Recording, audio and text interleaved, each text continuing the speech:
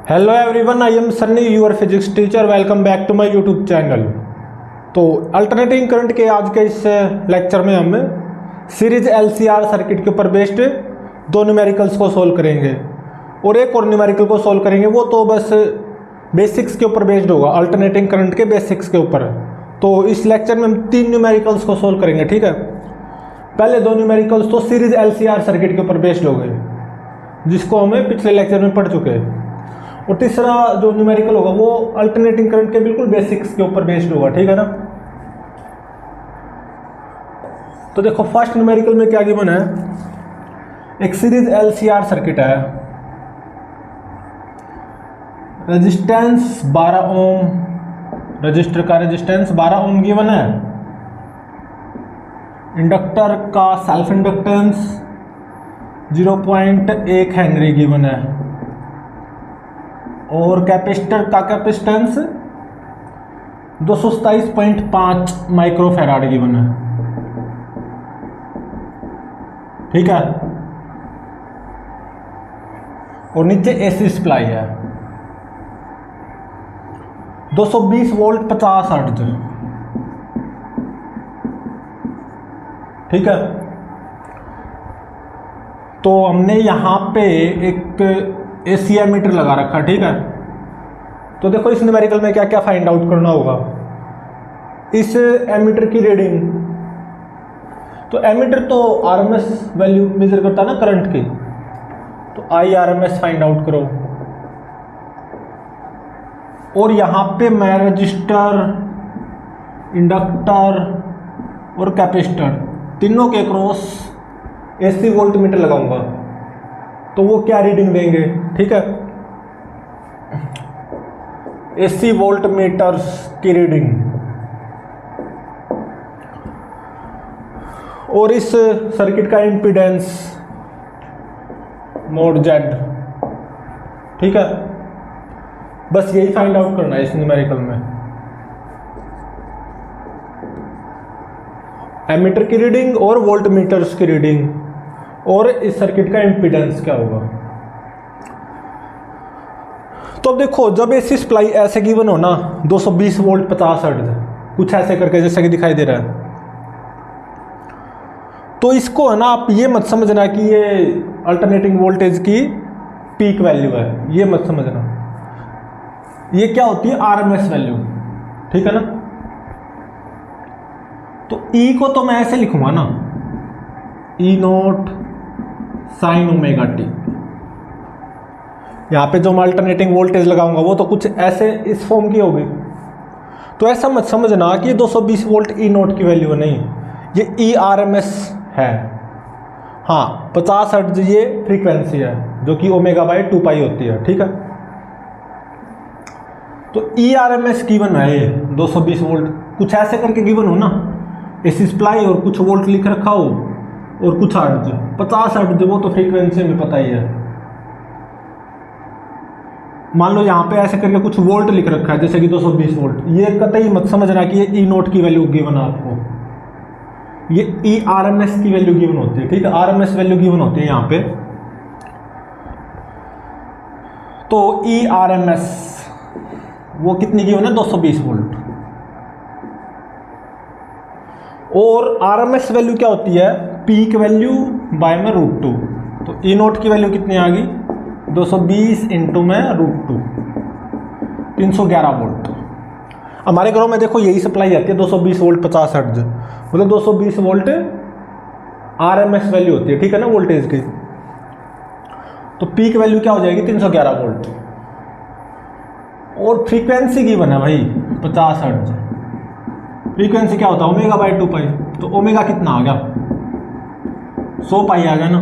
तो ई को कैसे लिख सकते हो, E0 311 साइन 100πt वोल्ट, ऐसे लिख सकते हो ना। अब देखो रेजिस्टेंस का रिएक्टेंस R+0J होता है ना कॉम्प्लेक्स फॉर्म में, तो 12 ही हो जाएगा, या 12 + 0J कैसे भी लिख लो। अब कॉम्प्लेक्स नंबर फॉर्म में इंडक्टर का रिएक्टेंस एक्सएल वो क्या होता है 0 plus omega L J, omega L, omega कितना 100 पाई इंटू में एल 0.1 हेनरी और ये जे, तो ये एक्सएल आ जाएगा आपका यहाँ पे, ये आ जाएगा 30 ओम, मतलब एक तरह से 0 प्लस 30 जे, ठीक है 0 प्लस 30 जे, ठीक है ना, मतलब इसकी वैल्यू 30 आएगी। और कैपेसिटर का रिएक्टेंस कॉम्प्लेक्स नंबर फॉर्म में 0 माइनस 1 अपन ओमेगा सी जे, तो 0 माइनस 1 बाई ओमेगा, ओमेगा कितना 100 पाई और सी कितना फेराड में 227.5 इंटू में 10 की पावर माइनस 6, तो एक्स सी है ना, ये कितना आ जाएगा आपका, ये आ जाएगा 0 माइनस 14 जे। अब देखो ये आर एल और सी तीनों सीरीज में है ना, तो इस एलसीआर सर्किट का इम्पीडेंस कॉम्प्लेक्स फॉर्म में वो क्या हो जाएगा, सीरीज वाला फॉर्मूला अप्लाई कर दो, सीरीज वाला X R plus X L plus X C, तो ये हो जाएगा 12 प्लस 30 माइनस 14 जे, 30 में 14 गए 16, तो ये 12 प्लस 16 जे आ गया। ये तो कॉम्प्लेक्स नंबर फॉर्म में है 12 प्लस 16 जे इस एलसीआर सर्किट का इम्पीडेंस। वैसे इम्पीडेंस क्या हो जाएगा, रूट 12 का स्क्वायर प्लस 16 का स्क्वायर, ऐसा ही करते हैं ना, तो ये कितना आएगा आपका इम्पीडेंस, ये आएगा 20 ओम, ठीक है। अब देखो इस सर्किट में जो अल्टरनेटिंग करंट फ्लो करेगा आई, उसकी आरएमएस वैल्यू आई आरएमएस वो क्या आएगी, ई आरएमएस बाय में इम्पीडेंस, ऐसा ही होता ना, ई आरएमएस क्या है 220 वोल्ट और इम्पीडेंस कितना आया 20, तो ये कितना आ जाएगा 11 आ जाएगा, 11 एम्पियर। मतलब ये जो एसी एमीटर है ना यहाँ पे लगा हुआ, ये कितनी रीडिंग देगा 11 एम्पियर रीडिंग, ठीक है ना। तो एक तरह से आई आर एम एस की वैल्यू निकल चुकी, ठीक है 11 एम्पियर, एक आंसर तो निकल गया और इम्पीडेंस भी निकल चुका 20 ओम। अब क्या बाकी है, इन वोल्ट मीटर्स की रीडिंग, ये जो 3 एसी वोल्ट मीटर लगाए हैं रजिस्टर के अक्रॉस, इंडक्टर के अक्रॉस और कैपेसिटर के अक्रॉस, ये कितनी रीडिंग देंगे, ठीक है। तो अब देखो इस रजिस्टर के अक्रॉस अल्टरनेटिंग वोल्टेज की जो आरएमएस वैल्यू आएगी वही तो ये एसी वोल्ट मीटर बताएगा।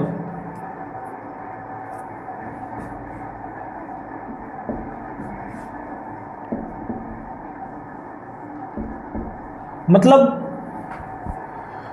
इस रजिस्टर के अक्रॉस मान लो अल्टरनेटिंग वोल्टेज आएगी V1, तो इस V1 की आरएमएस वैल्यू V1 आरएमएस वही तो ये एसी वोल्ट मीटर बताएगा। तो V1 आरएमएस ये कैसे निकालोगे, आई आरएमएस इंटू में reactance of this resistance. I RMS कितना आया 11 एम्पियर, रिएक्टेंस कितना है रेजिस्टेंस का 12, तो ये कितना आ जाएगा 132 वोल्ट। तो मतलब यहाँ पे एक एसी वोल्ट मीटर लगाओगे ना, वो 132 वोल्ट रीडिंग देगा, 132 वोल्ट पे नीडल रुकी रहेगी।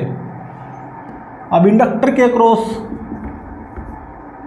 अल्टरनेटिंग वोल्टेज की आरएमएस वैल्यू V2 आरएमएस वो क्या हो जाएगी, आई आरएमएस इंटू में इंडक्टर का रिएक्टेंस, ठीक है ना। इंडक्टर का रिएक्टेंस वो आया था 30, तो ये कितना आ जाएगा 330 वोल्ट।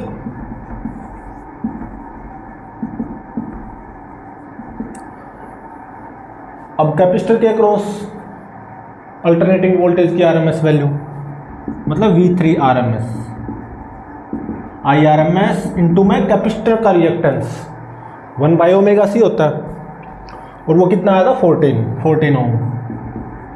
तो 11 इंटू 14 ये आ जाएगा 154, ठीक है।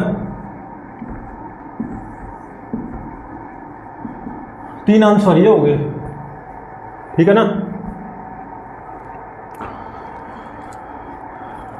अब यहाँ पे अगर आपसे कोई ये पूछे कि यहाँ पे जो अल्टरनेटिंग करंट फ्लो कर रहा है वो अल्टरनेटिंग वोल्टेज से आगे होगा या पीछे होगा,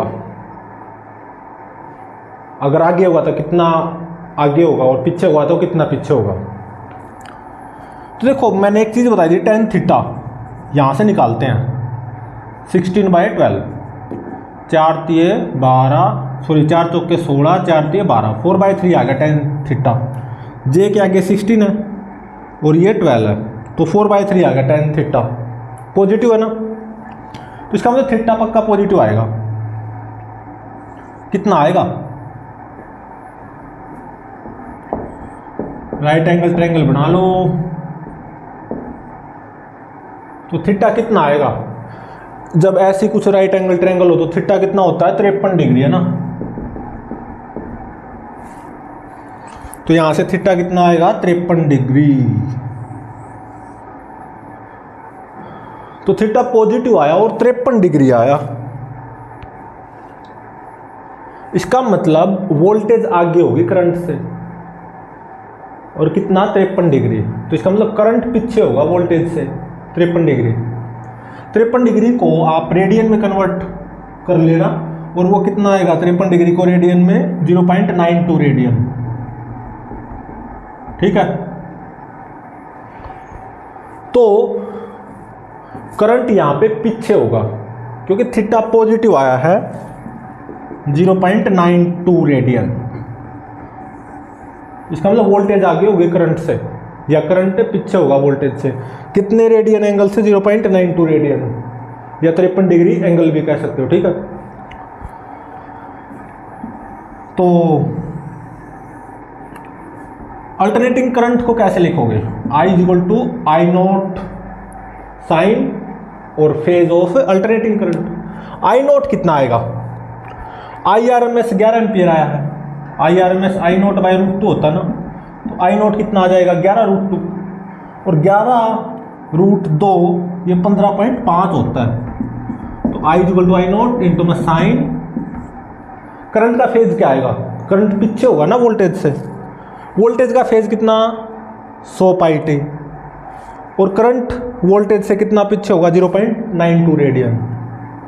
तो 100πt माइनस 0.92 ये रेडियन में है, ठीक है ना। यहाँ पे एंगल रेडियन में पुट करने होते हैं, ठीक है ना, ध्यान रहे, क्योंकि एंगल की ऐसा यूनिट रेडियन होती है, इतना एम्पियर। अब कोई आपसे ये पूछे कि रजिस्टर के क्रॉस जो अल्टरनेटिंग वोल्टेज आएगी उसको कैसे लिखा जाएगा, मतलब V1 कैसे लिखा जाएगा। रजिस्टर के अक्रॉस वोल्टेज की पीक वैल्यू वो क्या आएगी, क्या आएगी I0 15.5 इंटू में रजिस्टेंस 12, यही तो आएगी। तो 15.5 इंटू में 12, ये तो हो जाएगा रजिस्टर के अक्रॉस वोल्टेज की पीक वैल्यू, या मतलब रजिस्टर के अक्रॉस अल्टरनेटिंग वोल्टेज की पीक वैल्यू, यही तो आएगी ना। और यहां पे क्या लिखा जाता है, फेज V1 का फेज वो क्या आएगा। अब देखो रजिस्टर के अक्रॉस वोल्टेज और करंट सेम फेज में होते हैं रजिस्टर के केस में, तो जो करंट का फेज है वही V1 का फेज हो जाएगा, ठीक है ना। तो 100πt माइनस 0.92, और ये वोल्ट में आ जाएगा, ठीक है। रजिस्टर के अक्रॉस अल्टरनेटिंग वोल्टेज की पीक वैल्यू क्या होगी 15.5 इंटू में 12, ये जितना भी आता है ये कैलकुलेट कर लेना, ठीक है, इतना वोल्ट। हाँ, रजिस्टर के अक्रॉस अल्टरनेटिंग वोल्टेज V1 ऐसे शो करेंगे, ठीक है ना, as a function of time. Inductor के across alternating voltage V2 as a function of time, वो कैसे शो करेंगे? इंडक्टर के अक्रॉस वोल्टेज की पीक वैल्यू वो क्या हो जाएगी I0 15.5 इंटू में इंडक्टर का रिएक्टेंस। इंडक्टर का रिएक्टेंस कितना आया 30, और यहां पे साइन फेज ऑफ V2, ठीक है ना। अब V2 का फेज कैसे निकाल रहे हैं? तो देखो इस इंडक्टर में यही तो I करंट फ्लो कर रहा है, ये वाला, और हम ये चीज जानते हैं कि इंडक्टर के केस में वोल्टेज आगे होती है करंट से, कितना π/2 रेडियन, ठीक है ना।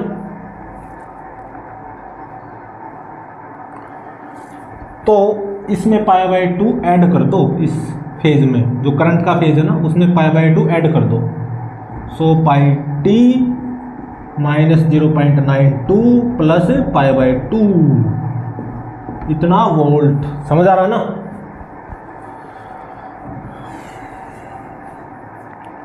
अब इस कैपेसिटर के अक्रॉस अल्टरनेटिंग वोल्टेज V3 वो कैसे लिखेंगे? V3 की पीक वैल्यू जो कि क्या होगी I0 15.5 इंटू में कैपेसिटर का रिएक्टेंस 14, तो 15.5 इंटू में 14, ये तो आ जाएगी कैपेसिटर के अक्रॉस अल्टरनेटिंग वोल्टेज की पीक वैल्यू, इतना वोल्ट। और इंटू में क्या करना होता है साइन, और यहाँ पे फेज। V3 का फेज यहाँ पे क्या आएगा? तो देखो कैपेसिटर में भी I ही करंट फ्लो कर रहा है, ये वाला अल्टरनेटिंग करंट, और कैपेसिटर के केस में कौन आगे होता है? करंट आगे होता है π/2 वोल्टेज से, है ना, मतलब वोल्टेज पीछे होती है। तो अब क्या करना है, इस फेज करंट के फेज में से π/2 घटा दो, सो πt माइनस 0.92 क्या कर दो माइनस π/2 कर दो अब की बार, ठीक है। ध्यान रहे ये जो साइन के अंदर है ना, ये जो पूरा एंगल बनेगा, ये जो पूरा फेज है ये रेडियन में होता है, और टाइम क्या होता है सेकंड में, ठीक है ना। ये ध्यान रखना, ये बहुत इंपॉर्टेंट चीज़ है। हालांकि इस न्यूमेरिकल में ये सब नहीं पूछा गया था, लेकिन अगर पूछा जाता तो ऐसे निकाल सकते थे, ठीक है। इस न्यूमेरिकल में बस ये पूछा गया था कि भाई एमीटर की रीडिंग बताओ, जो कि कितनी आई, मतलब IRMS 11 एम्पियर, और अगर AC वोल्ट मीटर्स लगाऊं तीनों के अक्रॉस, उनकी रीडिंग बताओ। तो रेजिस्टेंस के अक्रॉस V1 की RMS वैल्यू 132 वोल्ट, इसके अक्रॉस AC एमीटर कितनी रीडिंग देगा 330 वोल्ट, ठीक है ना। कैपेसिटर के अक्रॉस AC वोल्ट मीटर कितना रीडिंग देगा 154 वोल्ट, ठीक है।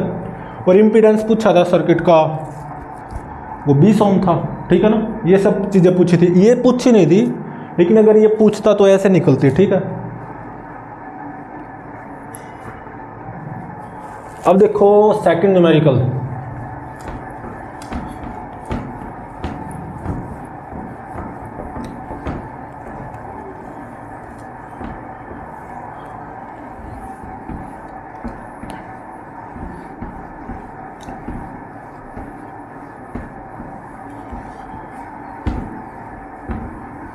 तो सेकंड न्यूमेरिकल में देखो क्या पूछा गया है। अगेन सीरीज LCR सर्किट का ही न्यूमेरिकल है।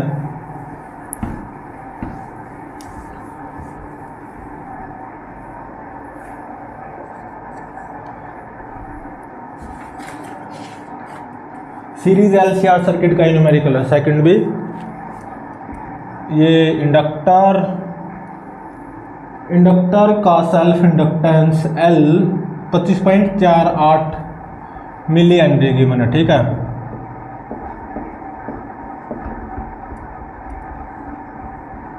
और आगे है कैपेसिटर। कैपेसिटर का कैपेसिटेंस 796 माइक्रोफैराड गिवन है। और ये रजिस्टर, रजिस्टर का रेजिस्टेंस 3 ओम गिवन है, मतलब आर की वैल्यू। और नीचे एसी सप्लाई है, और एसी सप्लाई क्या गिवन है, 283 वोल्ट 50 हर्ट्ज। हमारे घरों में जो एसी सप्लाई आती है ना, वो होती है 220 वोल्ट 50 हर्ट्ज, ये वो नहीं है, ठीक है ना। ये मतलब फुल लाइट है, हमारे घरों में जो नॉर्मल लाइट आती है उससे काफ़ी ज़्यादा है।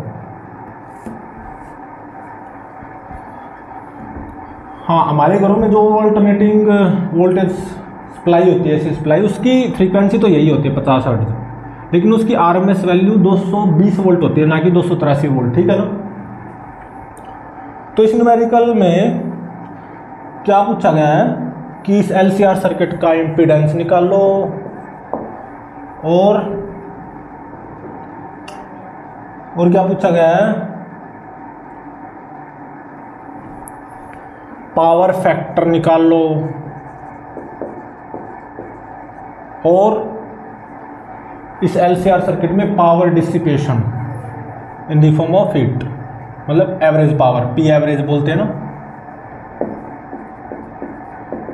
वो निकाल लो, ठीक है। ए पार्ट है ये। और बी पार्ट में क्या पूछा गया, ध्यान से देखना, इस सीरीज एलसीआर सर्किट की रेजोनेंट फ्रीक्वेंसी बताओ। अब रेजोनेंट फ्रीक्वेंसी क्या होता है, ये हम लास्ट लेक्चर में कर चुके हैं, ठीक है। रेजोनेंट फ्रीक्वेंसी, एंगुलर फ्रीक्वेंसी भी नहीं, फ्रीक्वेंसी जो हर्ट्ज में आंसर आता ना, वो रेजोनेंट फ्रीक्वेंसी। और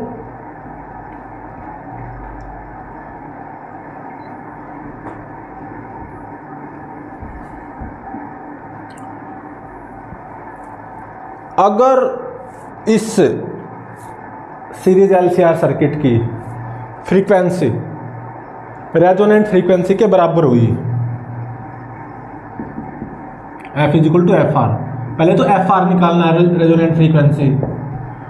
अगर इस सीरीज एलसीआर सर्किट की जो फ्रीक्वेंसी है एफ, वो रेजोनेंट फ्रीक्वेंसी के ही बराबर होगी, तो क्या फाइंड आउट करना है, ये एमीटर क्या रीडिंग देगा, रीडिंग ऑफ एमीटर, ठीक है। और average power dissipation in this circuit, P average. दो पार्ट है, ए और बी, ठीक है ना। अब इसको सोल्व करते हैं। सबसे पहले ए पार्ट पे आओ, ए पार्ट पे, ठीक है ना। ए पार्ट में क्या है, यहाँ पे AC supply 283 volt 50 hertz given है। अब ये 283 वोल्ट बताओ, क्या अल्टरनेटिंग वोल्टेज की पीक वैल्यू होती है? नहीं, ये आरएमएस वैल्यू होती है, ठीक है ना। इसको पीक वैल्यू कभी मत समझना। अगर कुछ इस तरीके से एसी सप्लाई गिवन हो ना, इतना वोल्ट इतना हर्ट्ज, जो आगे वोल्ट में होता है ना, वो आरएमएस वैल्यू गिवन होती है, वो उसको कभी आप पीक वैल्यू मत समझना, ठीक है ना, गलती से भी। तो ए पार्ट में ई आरएमएस ये 283 वोल्ट गिवन है, ठीक है। तो ई नोट क्या हो जाएगा, क्योंकि ई क्या होता है, E nought sine omega T, AC supply, AC voltage supply कुछ ऐसी ही तो होती है। और E R M S given है 283 वोल्ट, तो ई आर एम एस क्या होता है, ई नोट बाई में √2, तो ई नोट क्या आ जाएगा 283 √2, और 283 √2 ये आता है 400 वोल्ट, और √2 की वैल्यू पता ही है 1.414 होती है, ठीक है ना, और √3 की 1.73 होती है, तो ई नोट निकल गया, ठीक है। अब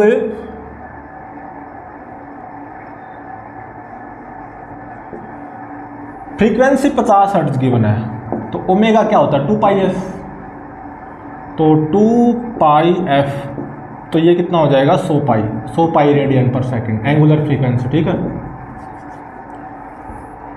तो अब निकालना क्या है, इम्पीडेंस। ए पार्ट में इम्पीडेंस निकाल लो। तो तीनों सीरीज में है, तो इम्पीडेंस कॉम्प्लेक्स नंबर फॉर्म में क्या आ जाएगा, R 3 plus omega L minus 1 में ओमेगा सी जे, है ना। अब ओमेगा एल क्या आएगा, ओमेगा 100 पाई, एल 25.48 हेनरी में लेना, इंटू में 10 की पावर -3, है ना। तो 100 पाई इंटू में 25.48 इंटू में 10 की पावर -3, ये तो हो गया ओमेगा एल। ओमेगा एल -1 में ओमेगा सी, यही तो होता है। ओमेगा कितना, 100 पाई, और कैपेसिटेंस फेराड में लो भाई 796 इंटू में 10 की पावर -6, और ये जे, ठीक है ना।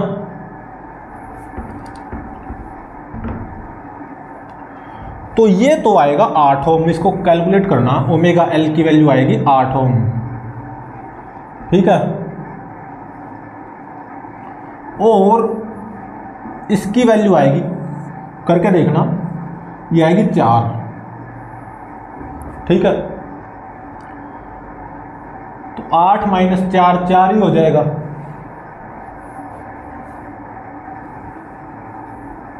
तो 3 + 4 जे।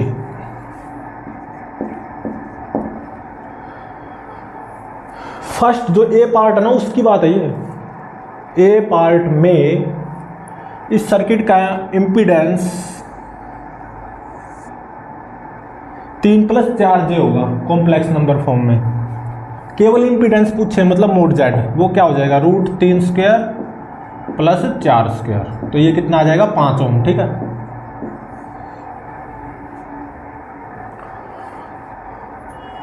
तो इम्पीडेंस तो निकल चुका। अब पावर फैक्टर और पी एवरेज। अब देखो tan थीटा ये क्या आएगा, 4/3, है ना। मतलब पॉजिटिव है ना 4/3 वैल्यू। तो अब tan थीटा कैसे निकालते हैं, जे के आगे क्या है 4, और बाय में यहाँ पे क्या है 3, ये पॉजिटिव है 4/3। तो और ये थीटा क्या होता है, phase of voltage minus phase of current, है ना। तो थीटा तो पॉजिटिव आएगा, और ये राइट एंगल ट्रायंगल बनेगी, यहाँ पे 4, यहाँ पे 3 और यहाँ पे 5। तो थीटा कितना आएगा, 53 डिग्री। मतलब यहाँ पे अल्टरनेटिंग वोल्टेज आगे होगी करंट से, और कितने डिग्री एंगल, 53 डिग्री एंगल आगे होगी। तो मतलब एक तरह से अल्टरनेटिंग वोल्टेज और अल्टरनेटिंग करंट, उनमें फेज डिफरेंस कितना है, 53 डिग्री, ठीक है ना। मतलब फेज डिफरेंस हमेशा पॉजिटिव क्वांटिटी होती है। किसी भी चीज का डिफरेंस क्या होता है, पॉजिटिव। Theta = 53 degree positive. ये चीज तो क्या बता रहा है कि भाई वोल्टेज आगे है करंट से, और कितना, 53 डिग्री। तो मतलब एक तरह से वोल्टेज और करंट में कितना फेज डिफरेंस है, वोल्टेज और करंट के फेज में कितना डिफरेंस है, 53 डिग्री ही तो है। तो फाई की वैल्यू क्या हो जाएगी, 53 डिग्री। और पावर फैक्टर क्या होता है, cos फाई ही तो होता है, cos फाई, है ना। तो cos 53, तो पावर फैक्टर आ जाएगा cos 53। cos 53 कितना, 3/5, ठीक है। अब average power dissipation in any AC circuit, P average, वो क्या होता है फॉर्मूला, IRMS इंटू में ERMS इंटू में cos फाई, यही तो होता है फॉर्मूला, है ना। तो इस ए पार्ट में एवरेज पावर डिसिपेशन क्या जाएगी, IRMS का पता होना चाहिए, ERMS और cos फाई। ERMS तो हमें पता है 283 वोल्ट है, ये क्या ERMS ही तो है, IRMS का नहीं पता है। तो IRMS निकाल लो ना, ERMS 283 बाय में इम्पिडेंस, वो कितना आया था अपना 5। तो 283 बाय में 5, ये इस सर्किट में करंट की आरएमएस वैल्यू होगी। तो कितना हो जाएगा, 5 5 25, 3 है ना, 3 बचे ना, 5 5 25, 3 और 3 5 6 30, फिर 3 बचे, 56.6 आ जाएगी कुल मिला के ये, है ना, 56.6 एम्पियर। सही है ना, ठीक है। तो इसका मतलब यहां पे इस केस में जब 283 वोल्ट 50 हर्ट्ज एसी सप्लाई है ए पार्ट में, तो ये एमीटर, एसी एमीटर क्या रीडिंग देगा, 56.6 एम्पियर, क्योंकि एसी एमीटर हमेशा करंट की आरएमएस वैल्यू को मेजर करता है। और पावर फैक्टर 3/5 निकल के आ चुका है। तो यहाँ पे average power dissipation in this circuit वो क्या हो जाएगा, IRMS 56.6, ERMS 283 वोल्ट इंटू में cos 5, मतलब पावर फैक्टर 3/5, ठीक है ना। ऑब्वियसली वोट आएगा, कितना वोट आएगा, ये 9600 वाट, ये आंसर हो गया।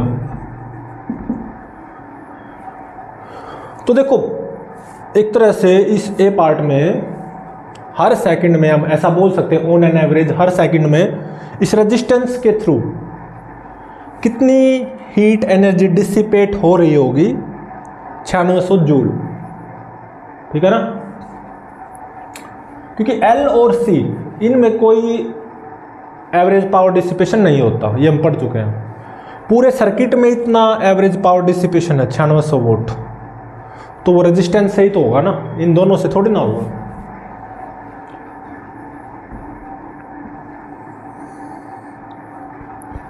तो चलो ए पार्ट तो हो गया, अब बी पार्ट को समझो। इस LCR सर्किट की रेजोनेंट फ्रीक्वेंसी बताओ, और अगर फ्रीक्वेंसी रेजोनेंट फ्रीक्वेंसी के बराबर हो तो ये एमीटर की रीडिंग क्या होगी, और तब इस पूरे सर्किट में एवरेज पावर डिसिपेशन क्या होगी। तो देखो एक तरह से बी पार्ट में रेजोनेंस अक्कर हो रहा है, और रेजोनेंस अक्कर होता है जब फ्रीक्वेंसी कितनी हो, 1/2 पाई रूट LC, है ना। तो 1/2 पाई रूट L कितना पुट करोगे, 25.48 इंटू में 10 की पावर -3, और C 796 इंटू में 10 की पावर -6, ठीक है ना, नीचे ही लिख देता हूं। तो ये रेजोनेंट फ्रीक्वेंसी आ जाएगी, L कितना 25.48 इंटू में 10 की पावर -3 हेनरी, और C कैपेसिटेंस, कैपेसिटर का फेराड में 796 इंटू में 10 की पावर -6 फेराड। तो ऑब्वियसली हार्ट्ज में आएगी, और ये पता है कितनी आएगी हार्ट्ज में, 35.4 आएगी। मतलब देखो ए पार्ट में जैसे ये अल्टरनेटिंग वोल्टेज की 50 हर्ट्ज फ्रीक्वेंसी गिवन थी ना, ऑब्वियसली वो 35.4 के बराबर तो है नहीं, तो वो रेजोनेंट फ्रीक्वेंसी नहीं थी। अब बी पार्ट में क्या है, जो ए पार्ट में 50 हर्ट्ज फ्रीक्वेंसी थी, अगर ये 35.4 हर्ट्ज हो जाए, मतलब एक तरह से frequency F resonant frequency 35.4 hertz के बराबर हो जाए,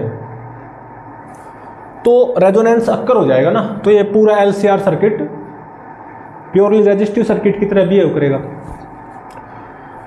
तो तब इम्पीडेंस क्या आता है, केवल R ही आ जाएगा, इस पूरे सर्किट का इम्पीडेंस R ही आ जाएगा ना, तीनों।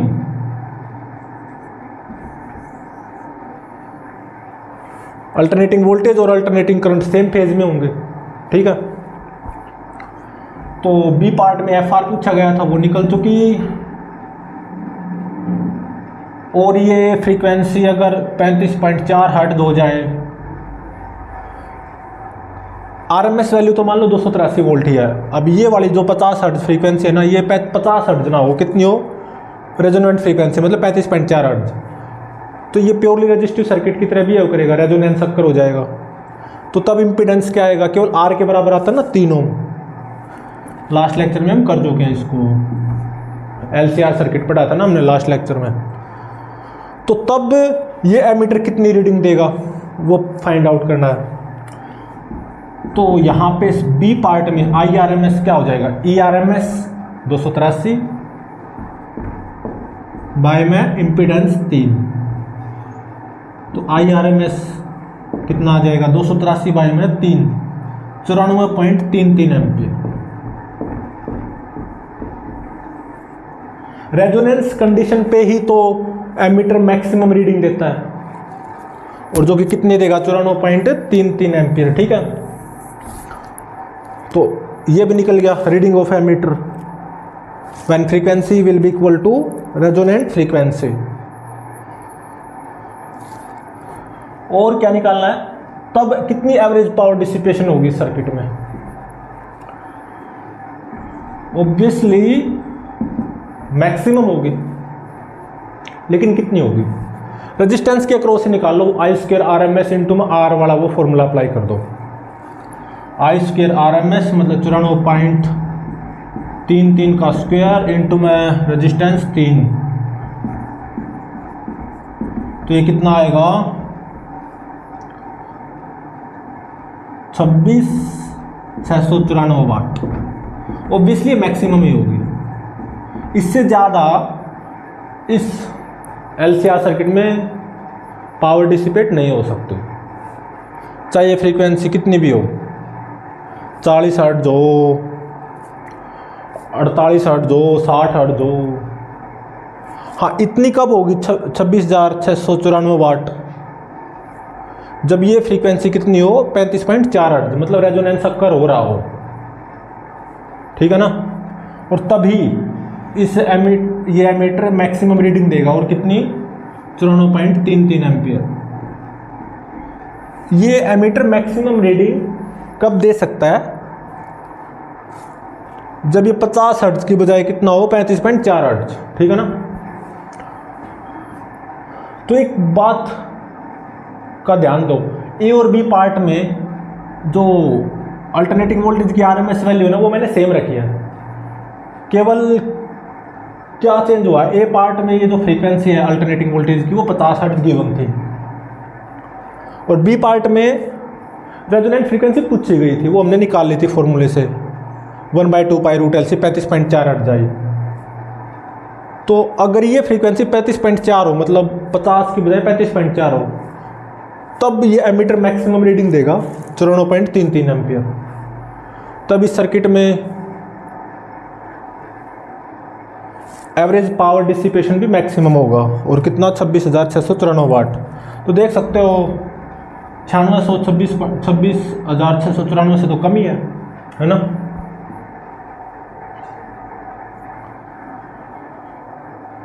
तो बस ये न्यूमेरिकल थे, ठीक है ना, दो, एक थर्ड न्यूमेरिकल हो रहा है। ये तो दोनों एलसीआर सर्किट के ऊपर बेस्ड है। वो जो थर्ड न्यूमेरिकल है ना, वो अल्टरनेटिंग करंट के बिल्कुल बेसिक्स के ऊपर बेस्ड है।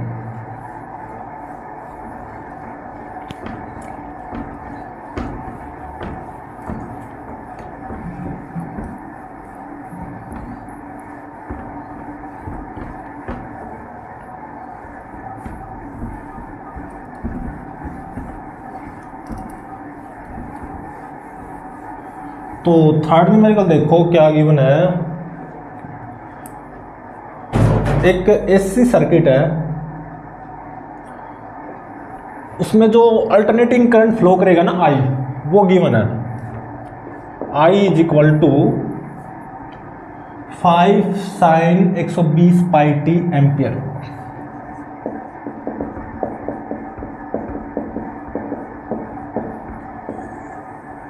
ये अल्टरनेटिंग करंट है, ठीक है ना, alternating current in any AC circuit.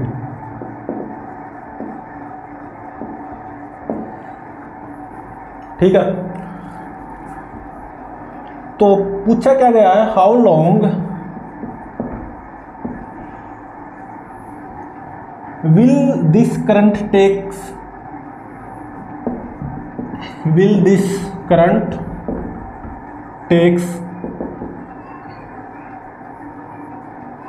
to reach the peak value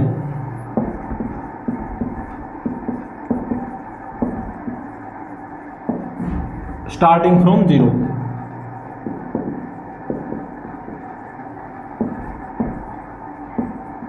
ये जेईएन का न्यूमेरिकल है इनफैक्ट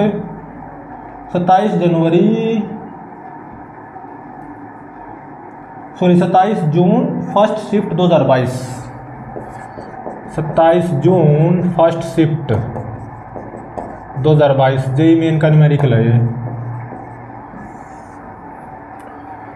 4 ऑप्शंस अवेलेबल हैं,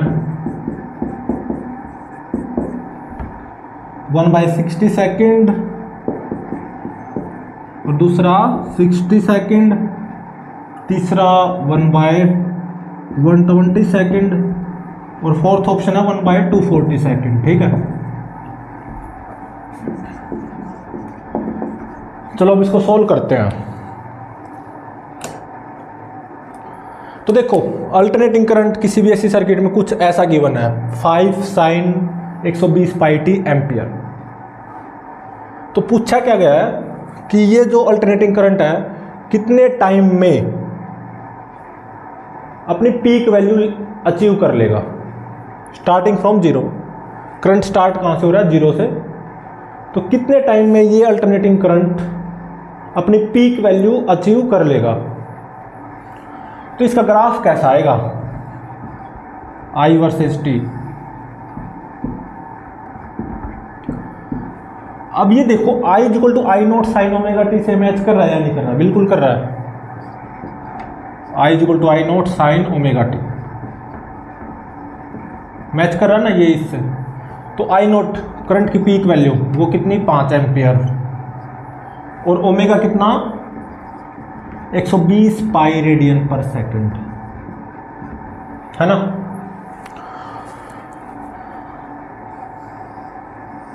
तो I वर्सेस T ग्राफ ऐसा ही तो आएगा साइनोसॉइडल। ये T इक्वल टू 0 और ये टाइम यहाँ पे क्या होता है, एक साइकिल पूरी होगी ना, यहाँ पे टाइम क्या होगा कैपिटल T और ये कैपिटल T का हाफ और ये 3T/4 और ये T/4।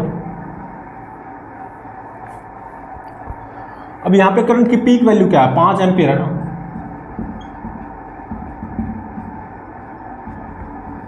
ठीक है, तो इसने ऐसा बोला कि करंट ये 0 से स्टार्ट होगा और कुछ ऐसा ग्राफ आएगा।